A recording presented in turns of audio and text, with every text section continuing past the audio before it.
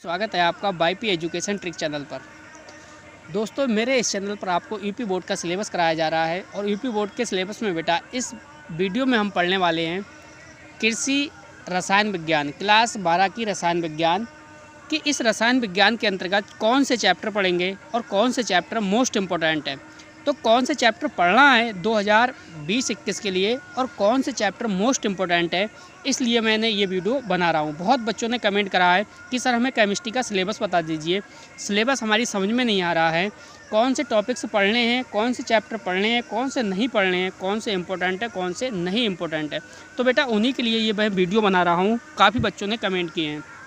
देखिए, क्लास कक्षा आपका दे रखा है 12 कृषि रसायन विज्ञान। समझिए, एक एक चीज़ को हम बेटा डीपली समझेंगे। सबसे पहले आपको मैं सलाह दूंगा, देखिए बेटा ये प्रोडक्ट टेबल है। क्या है? ये प्रोडक्ट टेबल है। इस प्रोडक्ट टेबल को आप अच्छे से याद करिए, क्योंकि ये क्या है, एलिमेंट है। इनके बिना केमिस्ट्री आप नहीं सॉल्व कर सकते। तो ये देखिए प्रोडक्ट टेबल दे रखी है, सारी product table P block, D block, F block, S block, सभी ब्लॉक आपको क्लियर करने हैं। ठीक है। इसके बाद देखिए, आपको लेके चलते हैं विषय सूची पर। आपको केमिस्ट्री देखिए, जो आपकी क्लास 12 की केमिस्ट्री है बेटा, वो 3 पार्ट्स में डिवाइड है। पहली है आपकी फिजिकल केमिस्ट्री, सेकंड पार्ट है ऑर्गेनिक और थर्ड पार्ट है इनऑर्गेनिक। तो देखिए ये बेटा है आपकी फिजिकल केमिस्ट्री। कौन सी केमिस्ट्री है बेटा? Physical chemistry. ये देखिए लिखा है फिजिकल केमिस्ट्री। अब फिजिकल केमिस्ट्री में आपको कौन सा चैप्टर पढ़ना है, तो उस पर आप निशान लगा लीजिए। देखिए, द्रव और उसका वर्गीकरण, ये बेटा चैप्टर पढ़ना है आपको। ये चैप्टर मिस नहीं करना है। यहाँ से 1 मार्क्स आएगा और एक मार्क्स में बेटा क्या आएगा वो भी समझ लीजिए। देखिए, यहाँ से पूछेगा, ये देखिए दे रखा है यौगिक। क्या दे रखा है? यौगिक। यौगिक और मिश्रण का एक उदाहरण दिया होगा, उसी में से आपसे पूछेगा। यौगिक और मिश्रण के सभी आपको एग्जाम्पल्स पता होने चाहिए। यहाँ से एक क्वेश्चन बनेगा। दूसरा चैप्टर आपको ये भी पढ़ना है, भौतिक और रासायनिक परिवर्तन। भौतिक रासायनिक परिवर्तन में ज़्यादा इम्पोर्टेंट चैप्टर नहीं है। इसके बाद तीसरा चैप्टर है रासायनिक सहयोग के नियम। तो रासायनिक सहयोग के नियम में एक नियम अवश्य आएगा, चाहे वो द्रव संरक्षण अथवा अविनाश्यता का नियम हो, चाहे वो गुणित अनुपात का नियम हो, या व्युत्क्रम तुल्य अनुपात का नियम हो, या फिर गैसीय आयतन संबंधी नियम हो। एक नियम तो आएगा। नेक्स्ट है रसायन की भाषा। तो रसायन की जो भाषा है, जो आपका चौथा चैप्टर, ये मेरे हिसाब से कोई भी क्वेश्चन इससे नहीं बनेगा, ज़्यादा इम्पोर्टेंट नहीं है ये। नेक्स्ट है परमाणु सिद्धांत। तो परमाणु सिद्धांत की आधुनिक एवं प्राचीन धारणाएं। तो इस चैप्टर से आपको न्यूमेरिकल भी देखने को मिल सकता है और 1 या 2 नंबर का कोई रूल भी देखने को मिल सकता है। ऐसे देख रखा है डाल्टन का आंशिक दाब का नियम, परमाणु अणु में अंतर, इससे एक आध न्यूमेरिकल भी फंस सकता है। इसके बाद देखिए, ये चैप्टर है आपका वेरी इंपॉर्टेंट चैप्टर है। इस चैप्टर को आप मिस नहीं करोगे। इस पे लगाइए आप वेरी मोस्ट चैप्टर। ये जो चैप्टर है वो आपको 100% अंक दे के जाएगा। आपको पढ़ना क्या है? देखिए, अणु भार पढ़ना है, तुल्यांकी भार पढ़ना है, परमाणु भार पढ़ना है और संयोजकता पढ़ना है। अणु भार से संबंधित न्यूमेरिकल पूछा जाता है, अणु भार निकालने के लिए पूछा जाता है, तुल्यांकी भार निकालने के लिए पूछा जाता है और परमाणु भार निकालने के लिए पूछा जाता है। तो ये भी बेटा चैप्टर है, वो आपका बहुत इम्पोर्टेंट है। तो देखिए, इम्पोर्टेंट के तौर पे आपने एक छठा क्वेश्चन चुना। छठा क्वेश्चन के साथ साथ पहला जो चैप्टर था मैंने आपको बताया, यौगिक और मिश्रण के सभी आपको एग्जाम्पल्स पता होने चाहिए। और ये चैप्टर जो आपका है थर्ड वाला, ये भी वेरी इंपॉर्टेंट है। यहाँ से भी आपको एक रूल देखने को मिलेगा। ठीक है। तो ये आपके देखिए 6 चैप्टर हो गए फिजिकल केमिस्ट्री के। अब चलते हैं बेटे आगे की ओर। अगला देखिए, समझिए आप, अगला चैप्टर क्या है आपका। अगला है देखिए आवोगाद्रो की परिकल्पना और उसके अनुप्रयोग। ये 30% के सिलेबस में हटा दिया गया है, ये आपको नहीं पढ़ना है। इसके बाद है परमाणु संरचना। तो परमाणु संरचना भी आपको नहीं पढ़ना है। इसके बाद देखिए रेडियो एक्टिविटी। तो ये भी चैप्टर आपको नहीं पढ़ना है। इसके बाद है संयोजकता का इलेक्ट्रॉनिक सिद्धांत। तो ये कुल मिला के चैप्टर सही है। संयोजकता का इलेक्ट्रॉनिक सिद्धांत ना ज़्यादा वेरी इंपॉर्टेंट चैप्टर है और ना इसे बेकार चैप्टर कह सकते हैं। ये बेटा मीडियम है, तो इसे भी पढ़ लेना है। आयनवाद से ज़रूर, ये आयनवाद है ना, आयनवाद से भी 1 या 2 नंबर अवश्य आपको देखने को मिलेगा। इसके बाद देखिए ऑक्सीकरण अपचयन। ऑक्सीकरण अपचयन से कुछ भी नहीं पढ़ना है, ये कट हो गया है, नहीं पढ़ना है इस बार। अगला चैप्टर है देखिए हमारा मृदा परीक्षण की सामान्य जानकारी। 100% इस पर निशान लगाइए। 100% वेरी वेरी इम्पोर्टेंट बेटा ये चैप्टर है, इससे हमेशा क्वेश्चन पूछा जाता है। मृदा की सामान्य जानकारी है। इसी प्रकार बेटा हमारी फिजिकल केमिस्ट्री है वो समाप्त हो गई। फिजिकल केमिस्ट्री में टोटल इस बुक के अंदर 13 चैप्टर हैं। 13 चैप्टर में 4 चैप्टर निकल गए, तो आपके चैप्टर बचे कितने? 9। एक मिनट चेक करता हूँ। हाँ, 4 चैप्टर निकल गए 30% के सिलेबस में, तो आपको 9 चैप्टर मात्र पढ़ने हैं फिजिकल केमिस्ट्री में। अब बात करते हैं, देखिए इनऑर्गेनिक केमिस्ट्री। इनऑर्गेनिक केमिस्ट्री में क्या है? पहला ही चैप्टर है, देखिए तत्वों का वर्गीकरण। वेरी वेरी इंपॉर्टेंट चैप्टर है, ये भी आपका मोस्ट चैप्टर है, ये भी मार्क्स आपको दे के जाएगा। इसके बाद है कठोर और मृदुजल, ये भी वेरी वेरी इंपॉर्टेंट चैप्टर है आपका, ये भी क्वेश्चन आपको दे के जाएगा। नाइट्रोजन व नाइट्रोजन यौगिक, ठीक है। तो नाइट्रोजन और नाइट्रोजन यौगिक में आपको मैं बताऊंगा। ये नाइट्रोजन जो है, नाइट्रोजन चक्र, इसे पढ़ोगे। नाइट्रोजन स्थितीकरण पढ़ोगे और उर्वरक पढ़ोगे, जिसमें उर्वरक आपका है ये ज़्यादा बेस्ट है। उर्वरक मोस्ट इम्पोर्टेंट टॉपिक है। इसके बाद देखिए अमोनिया। अमोनिया आपकी ये गैस है, तो अमोनिया जो गैस है वो प्रयोगशाला बनाने की विधि भी पूछी जा सकती है।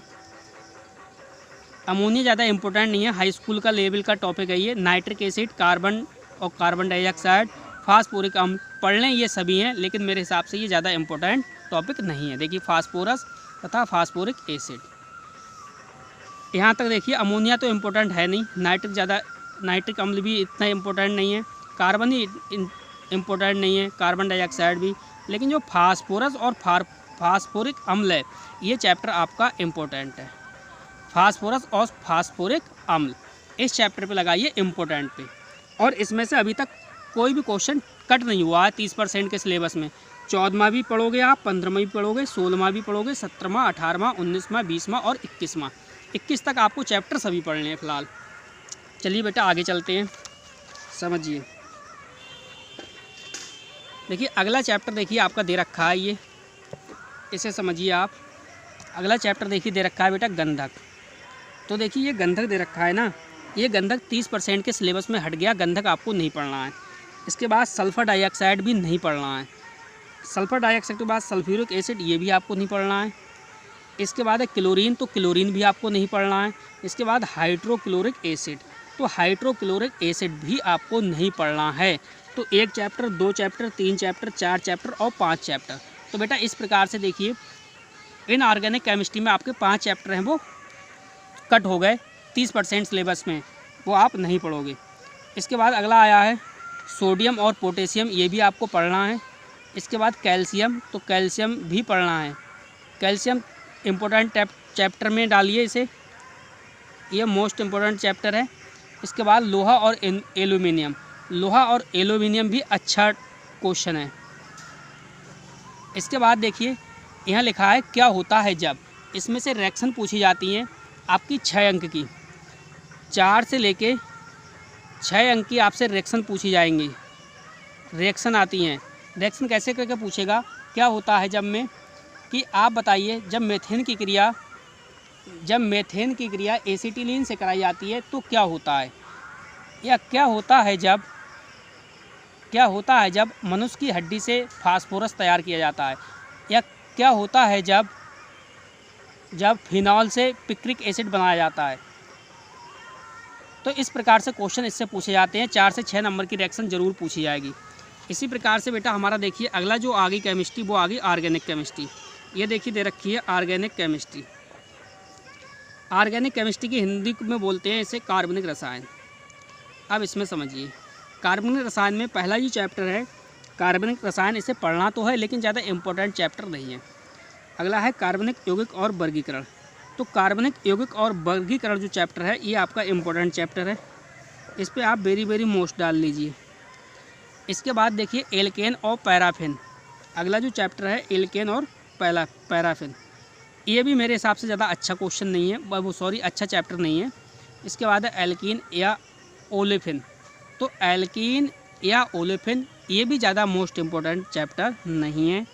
अगला चैप्टर है एल्काइन या एसिटिलीन, तो एल्काइन या एसिटिलीन भी ज़्यादा बेहतरीन चैप्टर नहीं है।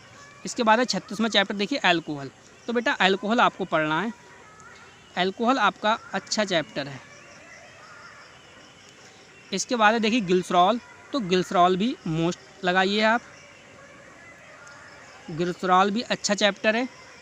इसके बाद है एल्डिहाइड और कीटोन, तो एल्डिहाइड कीटोन भी अच्छा चैप्टर है। कार्बोक्सिलिक एसिड, तो कार्बोक्सिलिक एसिड देखिए अगला चैप्टर आ गया। तो कार्बोक्सिलिक एसिड जो है वो मेरे हिसाब से ज़्यादा बेस्ट चैप्टर नहीं है।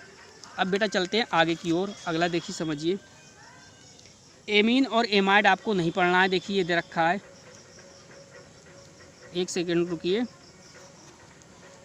आपको दिखाई दे रहा है, अभी दिखाई देगा, एक सेकेंड रुकिए आप। अब देखिए आपको दिखाई देगा, दिया होगा, ये है एमीन और एमाइड। तो एमीन और एमाइड 30% के सिलेबस में हटा दिया, ये आपका नहीं आएगा। तेल, बसा और साबुन इस पे लगाइए, वेरी वेरी इंपॉर्टेंट।